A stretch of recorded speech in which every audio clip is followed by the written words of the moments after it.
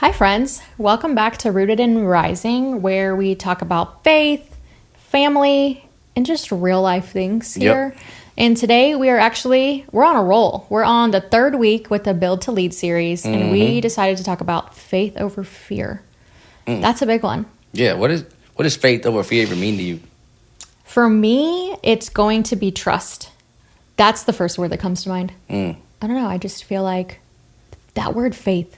It's such a small word, but man, so impactful. Yeah, it's huge. Very powerful. Yeah, it's the We all need to practice it. yeah. It takes some time. Yeah, because crazy. Fear has less words than faith, but fear consumes us. Takes over everything. The thought process and everything. Yeah, fear is I already forgot the word. It was false evidence that we accept as reality. False evidence accepted as reality, or something like that. But that's not faith. That's what fear is. It's fake. It's false. It's not real. Have you always had it? Fear? Yeah. Oh yeah, I lived in it for the longest. When would you say faith even came to light for you? I mean, go ahead. It Takes time. It took a long. Or It practice. actually, I was even going to Bible studies and Bible things, and I was still living in fear. I was a churchgoer, still living in fear. What if? Exactly. Literally, I was listening to the lies that I was telling myself as if it were true. Yeah. Like as if people saw me the way I thought they saw me, but it's not. It was Yeah. nowhere near the truth. And it was a lie. It was an excuse. It was all these lies that I told myself daily, and I believed it. Yeah. But none of it was real. It became my reality. My fear became my reality. And one day, you take that big faith, that big step, like, okay, I hear you. I may feel fear, but I'm not going to let it consume me. I'm not going to because we let feelings consume ourselves. We can feel fear. Yeah. Just because you feel fear, you don't have to be scared. I agree. We can, we're doing so many, like this right here. There's a little bit of vulnerability we're doing, opening up. There's a little bit of fear, but I don't have to be scared. I can still keep moving and taking steps, knowing that I got the man upstairs having my back. Yeah. And each step I take, he is guiding my path. Yeah. So I remember for years, I've always been on this pathway to do the right thing. You're going to go to school. You're going to, graduate high school, then let's go to college. You get the corporate degree and whatever. However it's supposed to that be. we all Correct, have. The recipe right, for success, right. we were told. Yeah. And it doesn't always work out that way. And so I will say I didn't think I really realized what fear was until my career and work environment started to happen, because you're going to school, you're nervous, yes, to go into certain classes, and then you're having to do presentations. Everyone fears, a majority of us human beings fear public speaking. Okay, so that was one fear. You start to notice as you're growing in with your new experiences. And then I started to notice in my career wise, my first after HEB feared being a cashier because I did not want to talk to people. What happened? Thrown in the fire. Then I was going to school for business management. Next job was working for a private ambulance service. Ironically, and I wouldn't say ironically, everything happens for a reason. The CEO of a private ambulance service came through my line. I was a cashier. At the time, I had no idea what I wanted to do with my career or being in business management. I was a junior now. So time is of the essence. You should start doing internships, right? And this guy, I don't know what happened. He just got me on a wonderful day. I'm not a mean person, but I gave him the time of day, and he came through my line twice. And that second time, I remember he was on the phone the first time. And I acknowledged him, how are you? Whatever, I got it. Let me bag you. It was just one steak and something else. You could tell it was just him that night. And then he ends up, I see him lingering by the batteries. Think about HEB, okay? You got the batteries at the end. And then he comes back and he's just bought a pack of gum. And I'm like, oh, okay. I love gum. Maybe he just forgot gum. Now he's off the phone. And so then he decided to give me his business card, acknowledged that how I spoke to him, he saw me because I saw him, and just came and was like, come call me tomorrow. I would love for you to see the office. He's in Magnolia. I'm going to Huntsville. It's funny how things align. Then what I'm trying to say here is The first job he gave me was an admin assistant because, of course, I wanted it. I saw it as an opportunity, right? Was I terrified? Absolutely. Because have I ever had an office job? Mm-hmm. I don't even, my mom, like no one I've even been around has had an office job. I just wasn't around it. But I was like, no, this is for some reason meant to be. I'm supposed to be here. You want to know what I was the most scared of? Answering those phone calls. Talking to people on the other. I was so used to talking to people face to face. They can't see my reaction and that I, am a nice person or whatever. But no, I'm having to like do customer service on the other line. And it was just interesting. And I was just thrown in the fire again, realized I could talk to people, then ended up, I was like, hey, I need more. Ask the questions. And then that's when a marketing representative position came afloat. And obviously being from Corpus, the position was in Corpus. So they're like, you want it? You know people? Cool. And then I would travel and stuff because I went to school and again, thrown in the fire. And I've just kind of believed that wherever you want to put me, I'm just going to sit in it because that's where I'm supposed to be. Still took me a lot of time after that, and I can keep going on a rant about my story, but I feel like I'm the one talking this whole time, so sorry. No, it's your testimony, That's exactly, because that's fear. People get a promotion and they get scared. Yeah. It's like you earned it. You put in the work. Yeah. They saw it. They saw you. Mm-hmm. They're taking a chance on you. They should be scared. If anything, not you. Yeah, I was terrified. Internally, yeah. I'm like, oh, what do I say? What if I say something wrong? Mm-hmm. But you stutter. And it's not silly because I really feel like everyone still feels that way. We all have our own little what we're good at, what we're not, and we're figuring out what we're good at. Mm-hmm. And just some of the people just have the personalities and some just knew it wasn't for them. You know what I mean? And I have had the privilege of that experience. Just don't be afraid. You know what I mean? Like, don't be afraid to put yourself in that situation. Is there any like scripture or like mantra that you like that helped you get over fear or anything that? Gosh, that's a great question. I think no, it was really just one foot in front of the other, one step at a time. That's really what it's always been. Yeah, there's this scripture that in my old I used to have scriptures on my wall that would repeat every single day. Yeah. And one of them was never will you leave me, never will you forsake me. Never will I leave you, never will I forsake you. Yeah. So what can these mere mortals do to you? Yeah. So like that's good. God's got my back. He's not gonna just lead me somewhere and then abandon me. Right. He's not gonna do me dirty. Like he's a loving father. Yeah. If I love my daughter as much as I love her, it doesn't even come close to the way he loves us. The way, he loves each and every single one of us. He's going to do good by us. Yeah.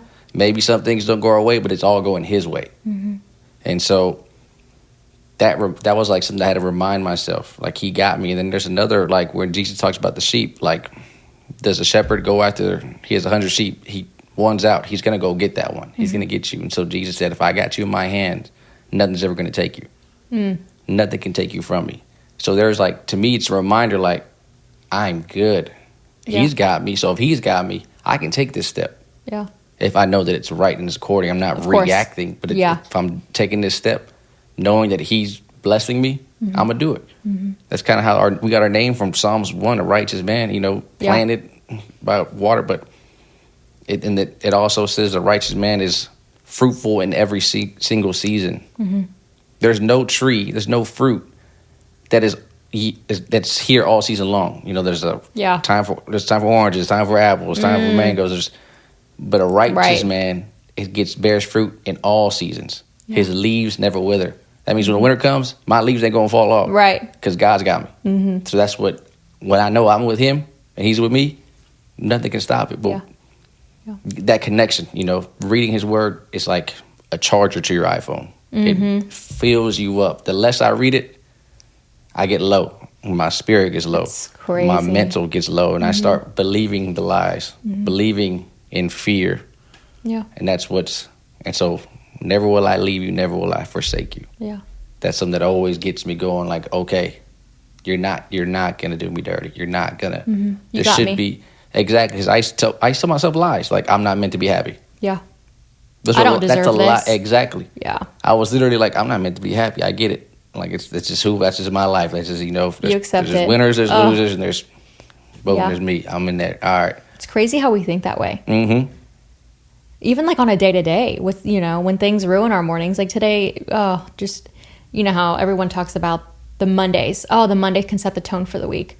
And then what if it starts off bad? Let's talk about the mental game but it's also it's faith-based. It's faith-driven. How did you react? Did you get out of that car whenever someone was honking at you for 5, extra seconds and they probably should have? Did you let it irritate you? It's just learning how to revamp. And just like you said, I promise I'm going to keep saying this, but whenever I texted you one day that I was running late, because I don't run late, that the train was in front of me, that is going to stick with me for probably the rest of my life. And I'm going to preach that to other people, because it's like, just pray. What do you have to be worried about? You're meant to be there for some reason. So I appreciate that. But just kind of some sense of value. It was barely even a sentence. Just pray. That needs to be on a shirt. We need to do that. There we go. What Jesus told us, he told us, like, you don't need to store stuff for tomorrow. You don't need to be prepared for tomorrow. Don't even worry about tomorrow. Yeah. Because today already has enough worries on its own. Don't worry. Like, he goes, birds don't worry about, birds don't put food in storage. Yeah. They go out there every single day to get food. He goes, if God loves them so much to give them food every day, what do you think? What do you think about you? Yeah. You think he loves the bird more than he loves you? No, he loves you more. So he's going to provide for you. So you got to have the faith. You got to have the trust. I was telling somebody the other day, I want to have the faith to when, how you get out of bed, you know the floor is going to be there? Yeah. I want that faith. Yeah. So I don't even second guess it. Like, I know God's got me. Yeah. In any situation, in every situation. And my bed's high. That's a that's a big faith I got right now. I was talking to Seti about that. I was like, sis, do you not need a new bed frame? Like, what are you going to do when you get pregnant again? Like, if you do, like, how did you even get up and down the thing? Because I think they were moving she was trying to move the recliner, which I don't even know the end story to that. The other day, was it Thursday? I think you had another. And did she end up doing it? No, I don't know. I came home. She's like, how did you move the recliner? Yeah. Anyways, yes, your bed frame is, I don't even know, very high. Yeah, I play with my life getting out of that thing every single time. But I have faith that the floor is going to be there. There you go. It's a big one. I know. I don't know, but literally, but those are like scriptures. Those are reminders. Those are things that God left for us to tell us, hey, you don't got to worry. You don't got to have fear. I got you. Yeah. But moving, like, there's practical ways to choose faith daily. Yeah. You got one? I've been starting off with the prayer, because guess what I did?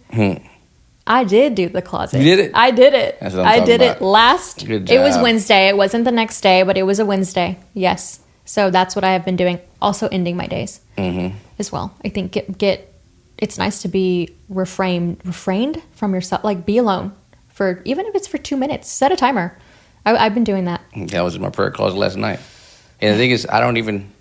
Well, what I did, I had my phone in there, but I put it in a shoebox, and I was like, I'm not even going to. You're not going to tell me what time it is. I'm not going to let how I feel. Right. If I feel tired, I got to go to bed. No, like, if I'm here with God, like, this is my time with Him. Like, I'm not going to put a timestamp on it. Like, I'm doing this. Like, you're intentional with it. Yeah. Praying is literally like, that is one of the strongest things we could do. That's one of the most powerful weapons. Like, just got let go, pray. Yeah. Oh, I got this big job opportunity coming up. Pray. Anything you do, pray. Give it to Him. Give Him your worries. He'll take care of the rest. Like, let go of all that weight you're carrying, because that's what fear is. Like, this weight just holding us back. Like, all these lies are just more luggage to us, more bags, and it's like holding us down. We're not meant to hold all that. We're meant to give Him our burdens. And since you're talking about that, because I've been practicing it, I've been noticing recently. I've always had problems with my neck in general, with like after a couple like car accidents, but I've been noticing more recently. Do you notice like how stiff? I'm not saying you in general, but like if you notice how stiff you can be, your shoulders a majority of the day are kind of up. But when you like remind yourself, hey, wait, let me see if my shoulders go down. You're naturally carrying all this weight because of how stressed, worried, who knows what's on your mind. Even while driving, I'm noticing, and I'm like, whoa, my shoulders can go down? Holy cow, I'm like stiff because my brain is constantly worried, stressed. What's on my checklist? And so it's like, hold on, like relax for a minute, and just, be in the moment on trying to kind of regroup. because I'm like, it's a natural thing. I'm talking Rocky. I'll be like this all day. And I don't even notice like how stiff I can be or how much weight I think that I don't even know is on my shoulders. But it's just, I don't know, being intentional and practicing with that. Trying to realize a little bit where you are when you don't even know.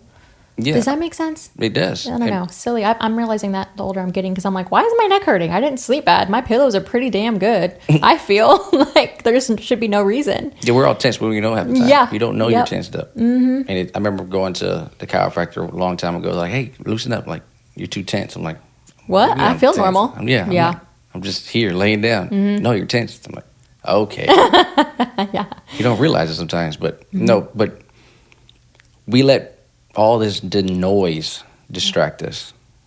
All the noise, and like we can see right now I'm seeing things, but there's noise in our heads. There's noise that's telling us why you're not worthy, why you're not enough, why people are going to judge you from your past, why you're not where you should be, why you're not going to have this in life, why it's all these why, but all that is noise. You got to remember, I am worthy, I am loved, I am chosen, I am God's.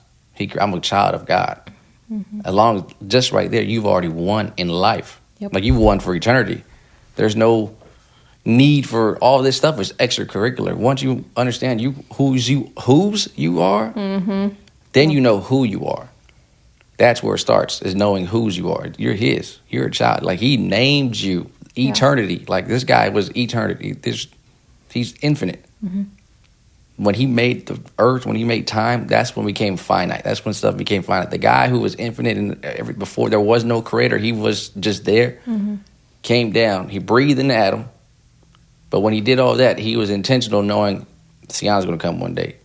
Rocky's going to come one day. Someone who's listening to this is going to hear this one day. Yeah. Because they've been blessed. We've all blessed. We're all chosen. We are created for a purpose. We are created. He was intentional when he did this. There's no random effect. We're not just random in this world. Everything he does is with purpose. He doesn't move without purpose. Gosh, that's a fact. And remembering that, because the enemy will come at you. The enemy's going to remind you. I was actually thinking about this last night. If he can't get to you because God's protected, he knows God's got you, he's going to go for people around you. He's going to use them. Absolutely. Just like we're all vessels and we're speaking through each other or sitting those verses whenever we didn't even know that the friend needed it, it goes the same exact way, the opposite way. Whenever you want to stop drinking, guess how many people are going to reach out to you? You might get 3, 4, 5, like, whoa, all of a sudden everyone wants the temptations. Yeah. Everyone, starts to get you. Once you take a step forward in a new realm where he doesn't want you at, he's going to try to push you back too. Yep. He's going to get people around you to help pull you back. Like, nah, what are you doing? Yep. Jesus went to his hometown to preach. And what they told him, oh, that's the carpenter's son. Ain't that the carpenter's son? Yeah. No, like that's not how it works. No. This is not how it works. We're meant for so much more. We move for so much more. And a prophet is not a prophet in his hometown. Yeah. So faith in your calling, even when there's no roadmap. I have a perfect scenario here because it's actually, I didn't plan this. I didn't even plan on telling you my whole life story as far as like HB and then how I got the second job. We're meant to tell a testimony. Yeah, you're right. And so when it comes to faith and having no roadmap, I had that job with the I guess you can call it corporate, still smaller company, but it was a great freaking experience. Well, did the thing, like went in the tier system, was an admin assistant, did the marketing rep, got my degree. I needed more, became like whatever, oversaw like the business development team around Texas. And then I was like, just at a certain decision, I decided to resign. Before I knew what 2020 was going to become. So I'm resigning, money is saved, thinking like I'm going to get another job with a degree and like with my experience. And I had to go back to HEB and I'm getting paid hourly. And I have a whole life. Like I have an apartment, I have a car, like I have bills. Like, you got bills with an apartment. I had no roadmap. I didn't even know. I knew I needed to resign. I knew I was unhappy And there was something off. And I'm like, I had been dwelling on that for like over 6 months, for a really long time. And I remember like not telling anyone about it because like, how could I? This is like the perfect job out of college. Like got a company car, got a company card, like life is great. I grew the perfect amount that I needed to grow. But for some reason, that feeling just was an intuition. And so I've never taken a risk that far. Mm-hmm. And so I was like, what's next? Again, thought I would be okay. Then 2020 happened and I started right before COVID happened. And therefore my plan was to go in the SORM, the management program for HEB. But like who in the world has time for that right now? Because we're dealing with the whole situation happening in the world. And guess who couldn't afford over time an hourly job with my life, right? And so lo and behold, title insurance happened. Indeed happened, and LinkedIn, and then ended up I placed some, applications. And then I didn't know what title insurance was, but I know I've been in a business development role. That's what sold me.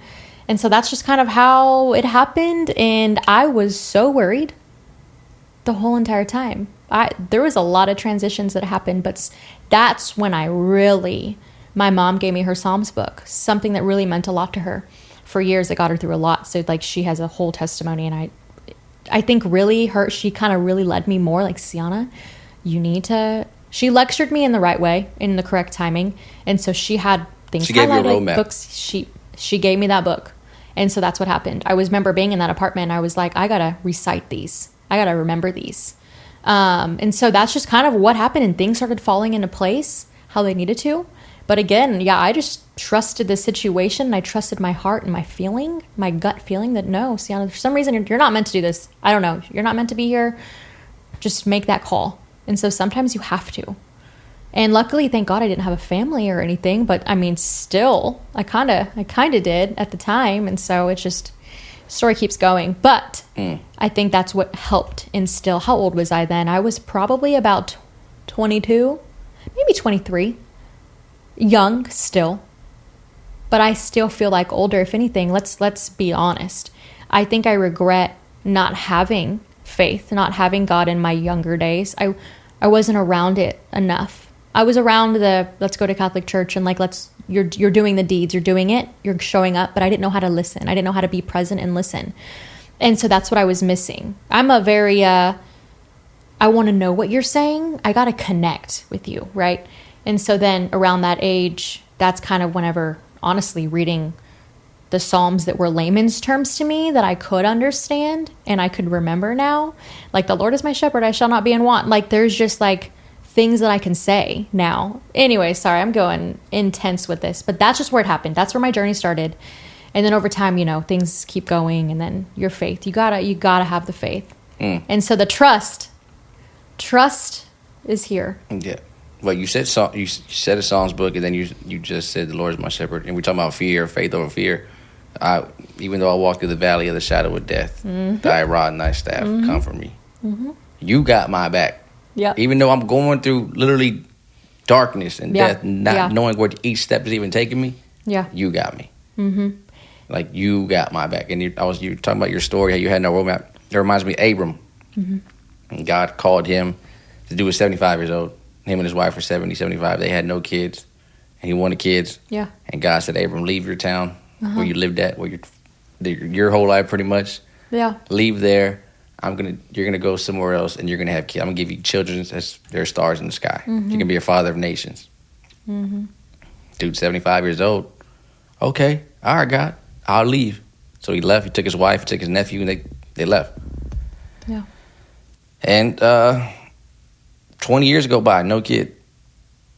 20 years go by, he had no kid. God told him, "Hey, I'm gonna give you a kid." Yeah. There was no there was no like, he didn't give him a to-do list. Hey, go here, go to there. You're gonna meet this person, talk to that person. I'm gonna help you. It was, he just told him, go, leave your town, go. And he left. He's the father of our faith. He's called the father of faith. And 20-some years later, while he was struggling, he messed up in fear. His wife was like, maybe you were meant to have with somebody else. So he had a kid with somebody else, Ishmael. And then he had his son Isaac through his wife. His wife ended up giving birth. Okay. God was like, I told you I was going to give you kids. What are you doing? Why are you doing stuff on your own? We can't wait. We don't know what to do with that fear, and there's no roadmap. We get scared. We try to 100%. Do stuff on our own. Yeah. We think God's not listening. God's not there for us. So you start to control the situation. And the whole time he's working for you. You try to control the situation. But yeah, and then he became Abraham. But that's what reminded me. He left with no roadmap. He did stuff with no roadmap. And and there's countless stories, about very faith. Many, yeah. Yeah, and it's even me right now talking about God. I get so scared doing that, fearful, not fear because I feel alive. It's like I'm young. I am young. I'm still learning. I'm a student. Yeah. Like I tell my pastor all the time because I do a podcast with him. I'm like, I don't want to talk. I just want to listen to you talk because you're the one giving me stuff. I'm a student. I'm here to listen. Like I don't want to talk because I'm not going to add anything. And he said, you need to stop that. Yeah. That's a lie. I'll keep telling myself this is a lie. And it is tough. It is it's still a learning experience. It's learning, Yep. Especially because it's something near and dear to my heart. Like I want to know more about God. And I want to teach people about God. And the whole time, I didn't realize I talk about God so much on this podcast. Yeah, you're the one teaching me, though. Yeah, and everyone else. You're already. I didn't even, I don't pick up on stuff like this until afterwards. I'm like, oh my goodness, I am talking about God. Everything. I think what I love about this podcast, well, I'm sure that's how many podcasts are too. I don't know. But just how organic everything is. And so everything coming out of our own mouths is like what we're feeling. It's the Holy Spirit talking. Yes. Like sometimes I will just mouth out of like, I'm like, where did that come from? And I know exactly where it came from. It was him. Because I didn't have that thought 10 seconds ago. Yep. And it's trusting that. I'm like, oh, I know what you did there. Yeah. Trust.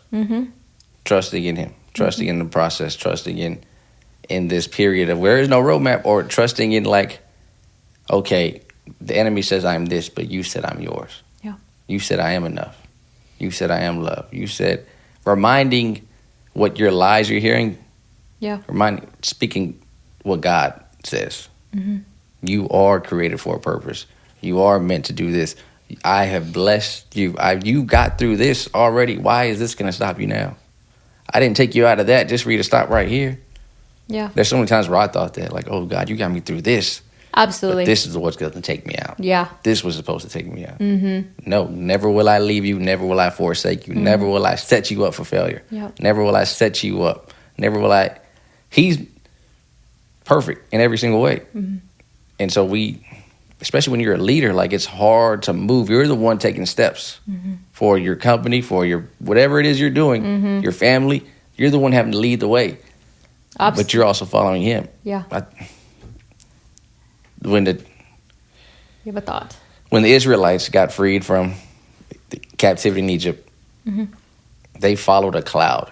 God covered them in a cloud. They walked with the cloud. They couldn't even see where they were going. Yeah. But he was keeping them from the enemy. He was keeping them from being found. He was helping them get to where they needed to go. Yeah. He covered them in a cloud, but they had no idea. Which is where we're at. Like, we're still there. Absolutely. Some of us are still. Just so he freed slaves. Remember that. They were slaves. Yeah. He freed them. After a little while, some of them said, it is better. We were better as slaves. We're better off as slaves. Now we're in the wilderness. They never, just because they left captivity, they never left captivity mentally. Absolutely. It was still there. We're still just, our story isn't ended. Our story keeps going, but yet people think, oh, I've got over that already. That's it, story, that's my testimony. Right. No. Not at all. You're so much, that was a defining moment in your faith. Right. But that's not who, you're still more to come. Keep going. Oh, that's why you were the author to your own book. Yes. And you have to, we got a book. We have a book. And how many pages are in a book in general? Can you imagine how many layers we have to peel off as us? We're still peeling those layers. We're still learning day by day. And, with the prayer closet, I knew it's something that's been on my heart, right? I'm doing it. I'm preparing, getting all my Bibles. Which one do I want? Honestly, even some of my like management books, like for me to hold myself accountable just to read, like go in your closet and don't be in your bed because you might fall asleep. Don't be on the couch because you might get lazy and put on a show, whatever. I need to be in a closet. I have to, I feel, for my personality. And I am getting things prepared, Rocky. And I'm like, my grandma and grandpa have been on my heart for a while, and they are never not, to be honest. And honestly, more so because y'all are about to get married. So I'm just like, man, like obviously like you wish all these things, right? And I remember like praying to them because they were very like faith-based and they taught us like a lot of things. And I was praying to them. Like one day I was just thinking like, I hope y'all get to see me. Like, I hope they see me. I hope they get to see what I'm doing on my life or for my life or everything or my family and how everyone else is doing. And I have a couple of drawers. This is the empty closet, okay? So the super guest room, there's no clothes in there. There's nothing besides some extra blankets. And then there is this tier system of like 3 drawers. I've had it for years. I only have batteries in there. I don't even use it. When do I need batteries? Not very often, to be honest. And so I'm getting ready to get, down on the floor. And on the top drawer, I see this like Mary, this like little pamphlet poster card. Mary's like upright. And I'm like, why does that look so familiar? So I grabbed it out of the thing, turned it around. It was my grandma's obituary. I haven't seen that. I remember keeping it, but I haven't seen that thing. I don't even know how it ended up in the drawer. Like, why would it be in a drawer with batteries? And then when I'm choosing my Bible, because I have a few, and I decided to use this one. It was like, it's a woman Bible book. And so I was like, you know what? I haven't opened this guy in a while. Let me just take this one so I can learn a little more. You can't even tell, there's no bookmarks in it and stuff. And I'm just flipping it. I'm actually reading through Pastor's devotional. And a verse kind of came up that stuck with me. So I was trying to find that verse on the Bible. Well, I flip it open, find verse, flip a couple more pages. I find my grandpa's obituary. I'm like, what? He had 2 printed. Both of them were in there. I flipped a couple more. They're thin. You can't even tell that there's a bookmark. Okay, I'm not done. That was Wednesday. Okay, because I'm like, oh, and I remember sitting back. Y'all are with me right now. I know y'all are with me. I can feel it. You're telling me that I'm doing the right thing. Not that that's a bad, you know what I mean? Not that I needed assurance in that way. Just like, it just gave me a little extra push. It gave me a little extra assurance that I'm where I'm supposed to be in my life. And then go running on Sunday morning. I always see red cardinals. Those are just my thing. Like every time I'm done, I'm tired and exhausted. I don't know why, but a red cardinal always wants to like walk in front of me, be slow in front of me. And that's just my grandpa's sign. Red cardinals are always in Ostwell. At that day before, someone just posted on Instagram, sorry, I'm almost done. I'm just a very detailed storyteller. Okay, I just want you to understand what I'm referring to. I didn't know what a female cardinal looked like. Do you know what a female cardinal looks like? I do not. See, I've never seen them. Never. I'm not going to lie, and please don't judge me. I always thought cardinals, female and male, were red. Let's just be real, and you can dog on me later. But so when I'm seeing these red ones, I'm always thinking of Grandpa, right? Well, that night before, I remember I was just scrolling and someone just posted, they made a little birdhouse and they put a camera and they took screenshots of the thing and they were like, look, all female red cardinals. They're like a beige color with like a red beak. But they're beige. They're like beige brown. Hard to kind of see if they're flying. That was the day before. Okay, Saturday. Same week. So then Sunday happened and I'm going running. And all of a sudden I see a red cardinal and I'm like, oh my God, I need to get a video to send to my dad. And I like slow down. I'm still running. And I see a female cardinal right behind the male cardinal. And I'm like, I have never seen 2 together. I have never seen 2 together in my entire... No. How does that happen? And they're just walking on the grass, like plain as it is a beautiful sunny day on the grass walking. And I'm just like, chills ran down me because I'm just like, y'all, I see you. Like, I know exactly what you're doing. I'm trying to build my faith as we are on a day-to-day basis. And I just felt like that was like, oh, like, wow, you got me. You're making the right step. Yeah. You're moving. Yeah. And you're seen. It was so sweet. Yeah. So it exists. If you truly trust in your day-to-day and your step-by-step, I know you'll get some type of signs with however it is that, you know, touches you. That so happened to be my story and what touched me. And so not my dad doesn't even know I found those obituaries of them. And I'm like, they're still there. I'm keeping them there. That I'm supposed to be in that prayer closet from now on, moving forward. Yeah, literally. You're supposed to be. That's where you're supposed to be. That's a fact. Yep. And it's great. I mean, that's how I'm like almost the same with Cardinals as well. There was no birds for the longest. I hadn't seen it. And then one day randomly saw a cardinal in the backyard. Yeah. And now I saw one the other day. I saw one today. And I literally looked at it. I was like, what's up, Mom? Yeah. Peace. Yeah, it's just like I was golfing. And there's no tree. Okay, yeah. And sometimes there's just no trees. And like there's no trees here. So when you see one in the backyard, it was crazy. It's like a random as ever. But to me, it's like a knock knock. I see you. I got you. You know what I mean? Like that's how I see it. Take it and stuff. And I don't know. It's just sweet. Well, we're protected. There's people fighting for us on the other side. We don't even know about. You're there. Like that's why you shouldn't have fear. I was just about to say that's why we should have faith over fear. Yeah. Yeah, because there's no such thing as coincidence for one. Yeah. And so what is that? What do people call that? Fate? I guess that's the same thing, no? Fate? No, fate is different than faith. What is it? There's a saying, and I'm going blank. I don't know. Darn it, I missed it. Whatever's meant to be. No, there's just a saying that we all say. It's like a normal. It's us talking like there is no. It's fine. I don't know. I lost it. What does leading from faith look like? That's a good question.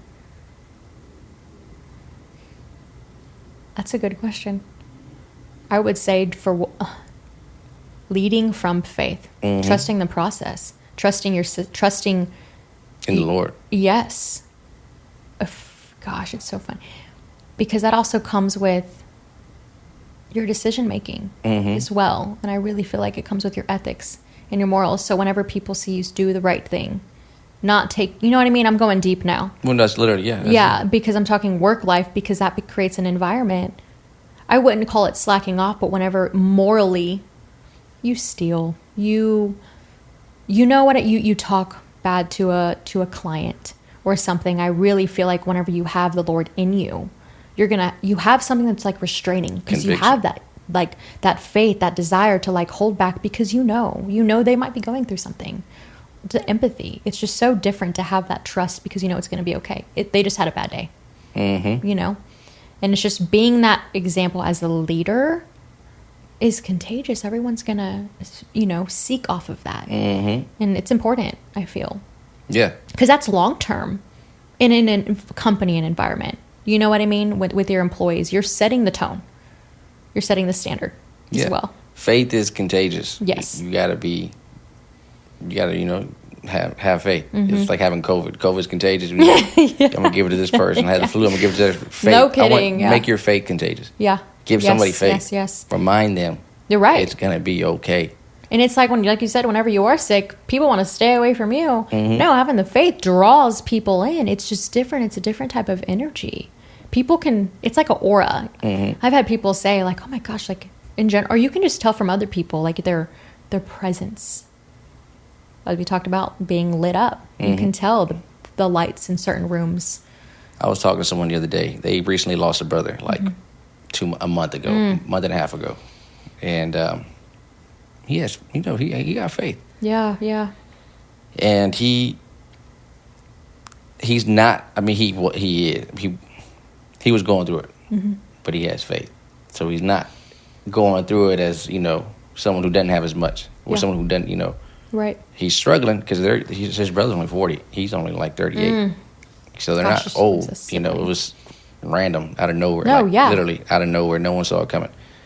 And I was talking to him the other day, and he was like, I'm guilty. I feel guilty for smiling. I was like, bro, I still feel that way. I still feel guilty for smiling. He goes, but it's like you shouldn't be guilty. Yeah. Because we have faith that gives you peace beyond any understanding. Like, what God gives us is crazy. What he gave us this peace beyond understanding. Like right now, I lost a brother. I can't see anything else but that, but I'm at peace because I got God. He gave me peace because I know, because I believe I will see again. We don't die. We're eternal because of him. And so he invited us to that when he made the world, when he created us. He invited us into this. And so it's a different level of, like, it's a different perspective when you have faith. Right. You see things different. Like, that person may be going through it. It's going to be all right. When you're leading by faith, first of all, you're in tune with God. So there is no moral, like, you shouldn't be morally wrong with anything. You're leading by faith. You're walking according to the steps you're aligning with him. You're moving with God. You're not moving on your own. You're not making decisions that you think. You're making decisions that you know. Yeah. Because God's got you. Like, no questions asked. Exactly. You're leading. You're moving in faith. It's go. Yeah, so when you're faith driven, when you're faith leading, it takes away any nerves. It takes away any anxiety because God got me. And it truly is no questions asked.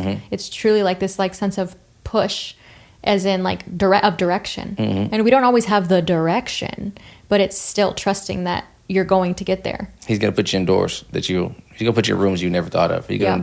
Just because you don't think you're qualified, capable, he's going to remind you why you are. He's going to show you why you are. He's going to put you in places. You don't have to depend. You don't have to sell your soul, like we talked about last week, to do stuff, because he's got you. I move by faith. I know, okay, I have to tell no to you because I can't do business with you. I'm not even going to associate with that. I may take a loss right now, but I'm winning.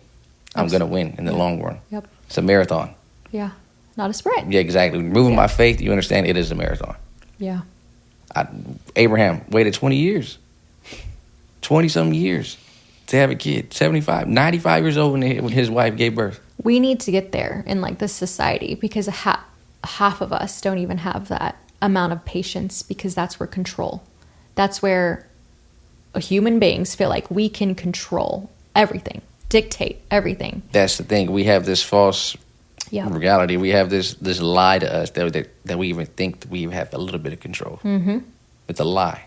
That's no such thing. It doesn't work that way. No, the thing you can control is how you react. Pretty much it. Yeah. But other than that, control. If you can control yourself, that's it. That's control yourself. Stay disciplined. Have faith, and all will work. It's all going to come together. I agree. I tell these.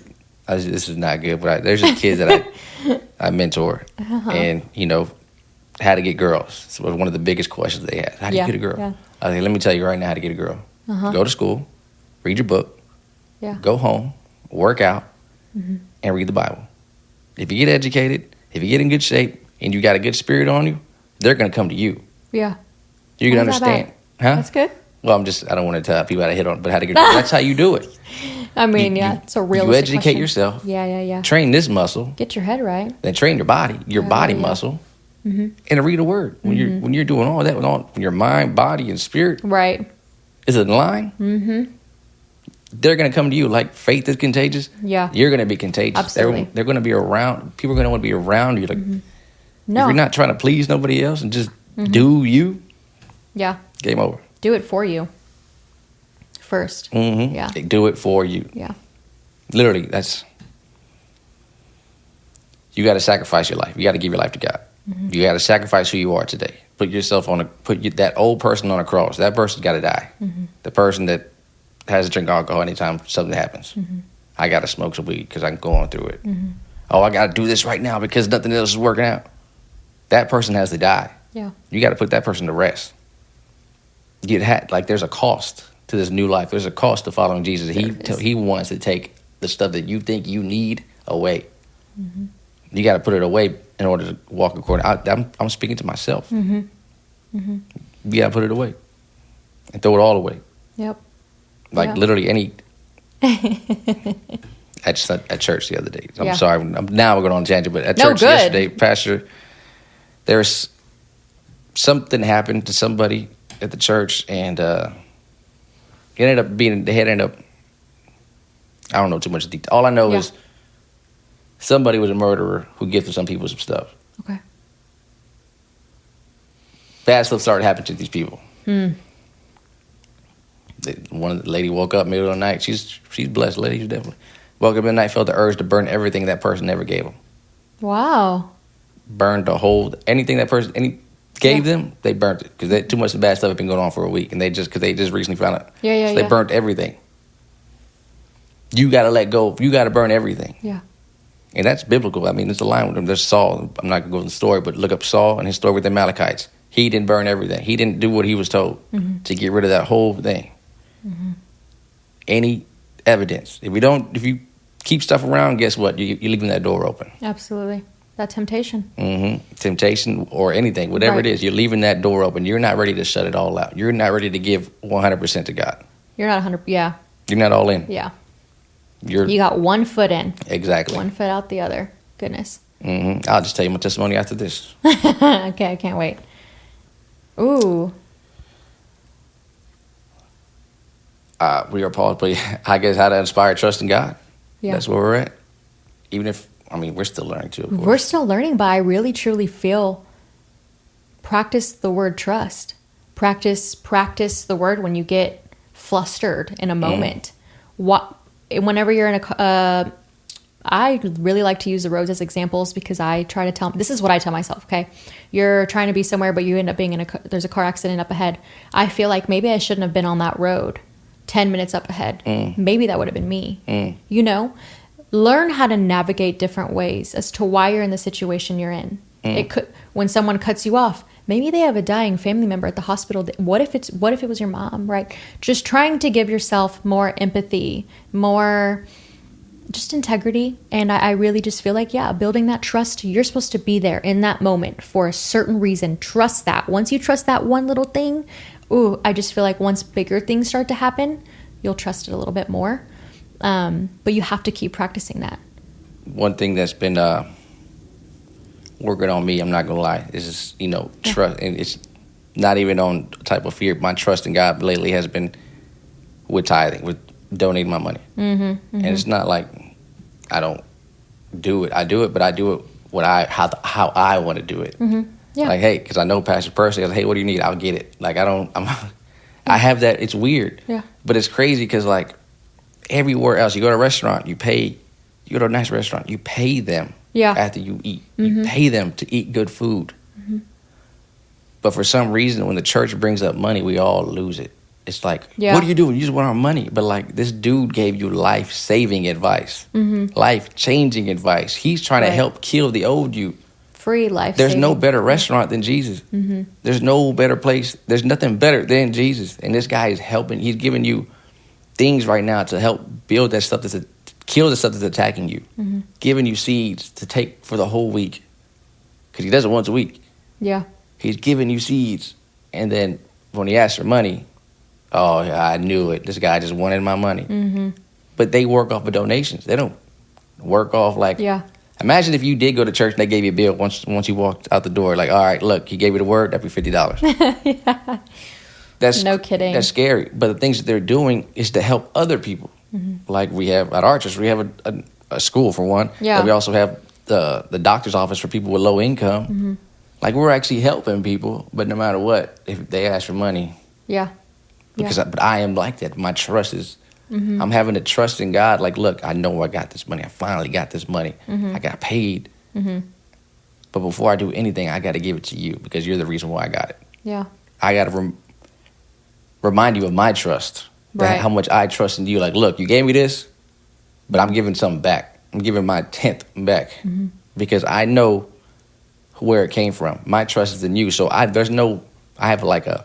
Before, it's like I'm a lack. Like, I'm giving 10% away. Like, oh, my goodness. Yeah, right. I'm going to lose this. But no, you're gaining it. It's going to come back tenfold. Yeah. 100-fold. Pressed down, shaken together. Your cup's going to be running over, but the church just wants the money. That's where my trust is at right now. That's where he's working in me. It's like, look, just don't buy what you want to buy for the church to think that's a tithe. Yeah. You're controlling it. That's different. See, that's Yeah. See how this stuff works out? We're talking to ourselves? Absolutely. Yep. But yeah, that's where my trust is working. I'm sorry I even brought that up. That's being vulnerable. That's where my trust is. No. It's tithing is tough. It's a hard thing to do. It is. Because you're giving something you feel like you work for. That's yours. Mm-hmm. But no, it was his all along. He gave you that job. He blessed you with all this. Like, why not give it back to him? Why not help somebody else find God? Mm-hmm. Why not pay the chef of building your spirit up? Yeah. Yeah, it's just hard. It's weird. It's where, people get all funky when the church brings for up sure. money. Yeah, no, it doesn't. It doesn't help whenever you're on your own journey sometimes. But that's why you got stay in your lane. Yeah, and trust why you are where you are. Shiana, before we end, what is one thing that fear is holding you back from right now? My really just, gosh, my biggest potential. I feel like I fear not getting to be the best. I don't know, I feel like I'm meant for something, but how do I get there? God, you're doing the right steps. Yeah. That's it. Yeah. He's the source of everything. Mm-hmm. Making that prayer closet, that's how you get there. That's exactly why I'm like taking the steps that I need to take, because I know they need to be taken. And that's the source. And it's not even like, and it's not even me,